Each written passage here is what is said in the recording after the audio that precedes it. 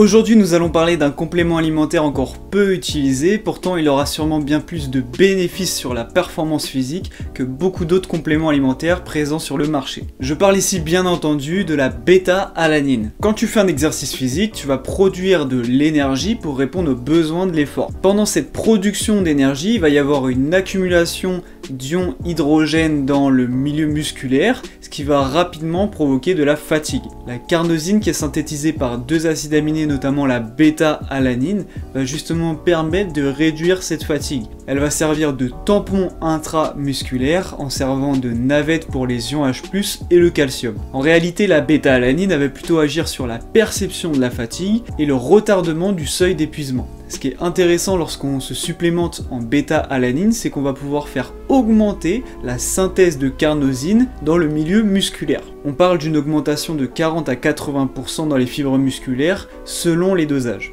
Bon, tout ça est très théorique, mais qu'est-ce que ça donne concrètement sur les performances? Dans une revue scientifique, on nous indique que les effets bénéfiques de la bêta-alanine seraient les plus importants pour des efforts durant entre 60 et 240 secondes.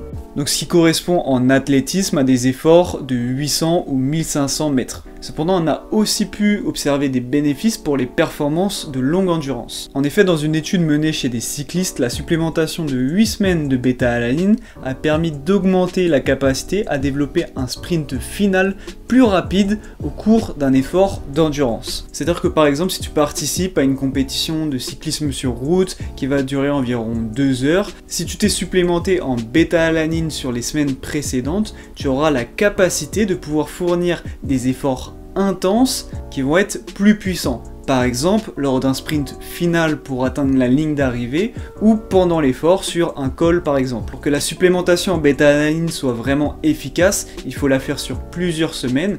Donc tu pourras déjà constater des effets intéressants à partir de 4 semaines de supplémentation, mais si tu le fais sur du plus long terme, c'est-à-dire 20 à 24 semaines, on constate des effets bénéfiques encore plus importants. À savoir qu'il faudra en consommer entre 3 et 6 grammes par jour. Une chose importante à savoir si tu souhaites te supplémenter en bêta-alanine, c'est qu'il y a un effet secondaire qui est malgré tout inoffensif. En effet, la consommation de bêta-alanine peut entraîner de petits picotements au niveau de l'épiderme. Ce qui est assez drôle, c'est que cet effet secondaire est très apprécié, notamment dans le milieu de la musculation et du bodybuilding, pour booster encore plus ses entraînements, et ils mettent ça notamment dans des pré-workouts. Il faut savoir que l'intensité des picotements va dépendre de la sensibilité de chacun, et il est tout à fait possible de répartir ta consommation de bêta-alanine en plusieurs doses sur la journée, par exemple 3 fois 1 gramme, ce qui permettra de limiter fortement cet effet. Voilà, n'hésite pas à me dire en commentaire si tu connaissais ou si tu utilises déjà la bêta-alanine pour pouvoir booster tes performances. Si cette vidéo t'a plu, n'hésite pas à mettre un pouce bleu et à t'abonner. Et on se retrouve très vite pour une prochaine vidéo, et je vous dis peace.